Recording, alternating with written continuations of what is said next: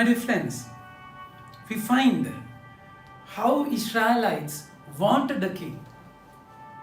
And for that, the fact that they wanted a king, Prophet Samuel was hurt. Because they said, all the elders of Israel gathered together and came to Samuel at Ramah and said to him, behold, you are old and your sons do not walk in your ways. Now appoint us a king to judge us like all the nations. But this displeased Samuel when they said, give us a king to judge us.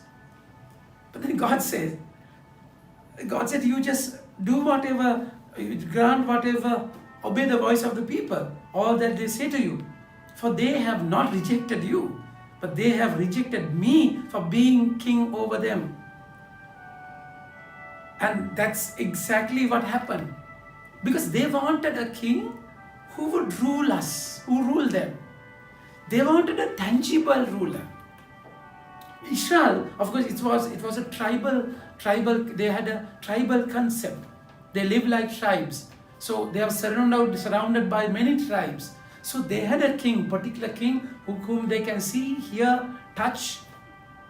But whereas Israelites, they never had a king. Because their king is God. But then they wanted someone who is tangible, who can feel. And sometimes this is the same struggle that we have.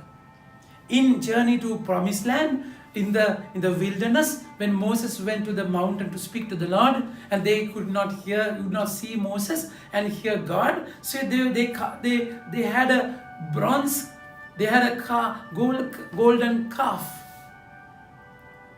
so they could worship the glittering, shining calf, golden calf. My dear friends, so this is our problem. We want God. We want to feel God. We want to feel God. We want to see Him, feel Him. We go to the places where we could feel Him. So we miss the point.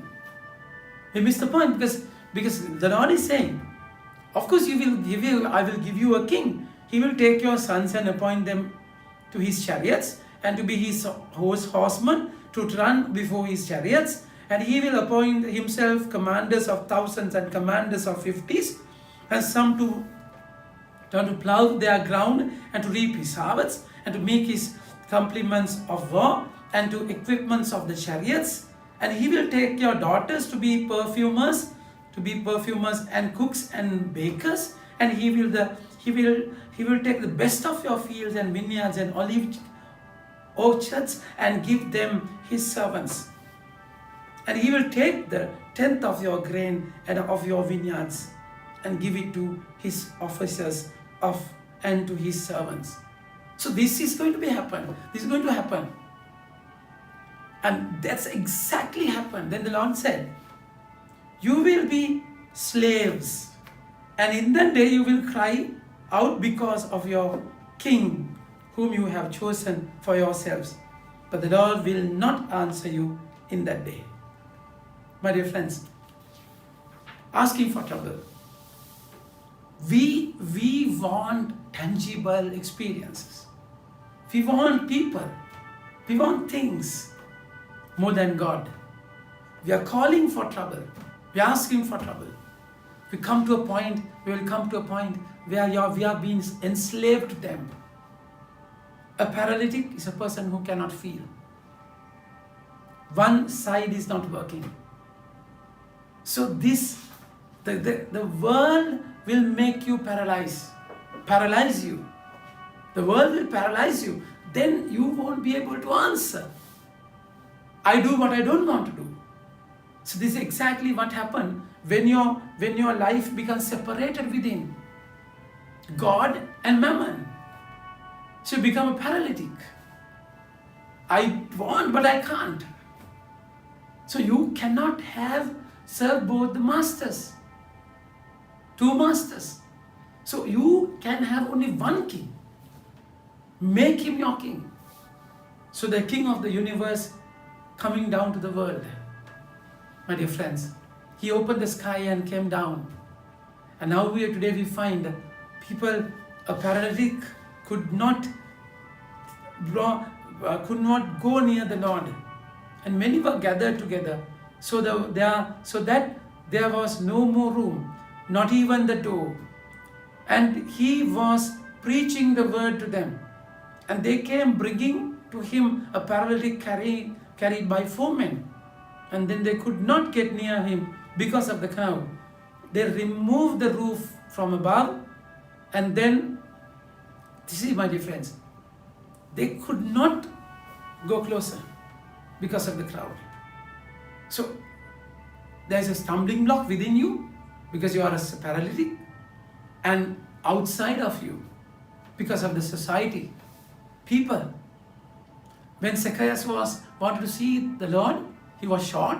That is his inward problem, and because of the crowd, that was outward problem.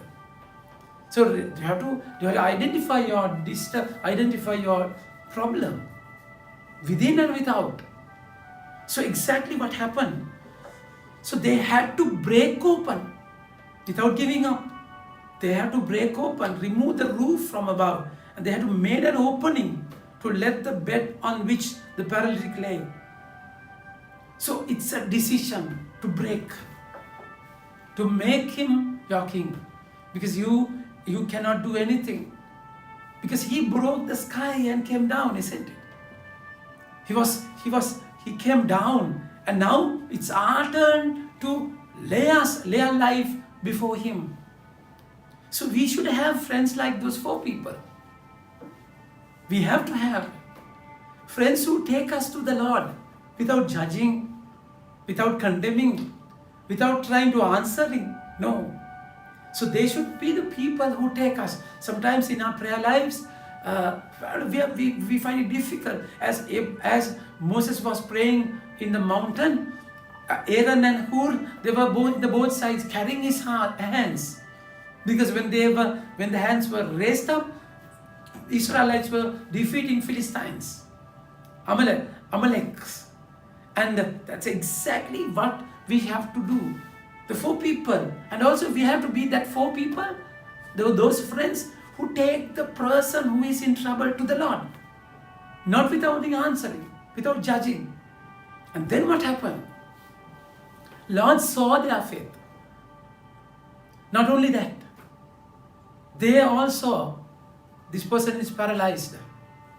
Normally, your right side of the brain will control your left side of the body, and left side of the brain will control your right side of the body. So what happens? What happens?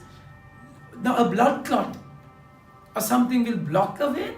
That side is paralyzed.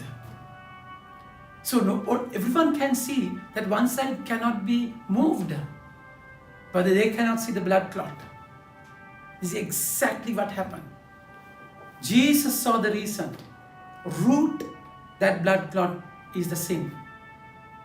So he melts that blood clot, forgives his sin, my dear friends, to show that he has authority over life and death. He has authority over sin. He can forgive sin. He asks you to take the mat, take the bed and go. My dear friends, kings will enslave you, but the true king will save you and free you. The bed, he was glued, he was stuck. Wherever he had to go in that bed. Sometimes he urinated in it, excreted it on it. That bed, all the time the bed had to carry him. Now he is asking to carry the bed. Because Jesus became a paralytic on the cross.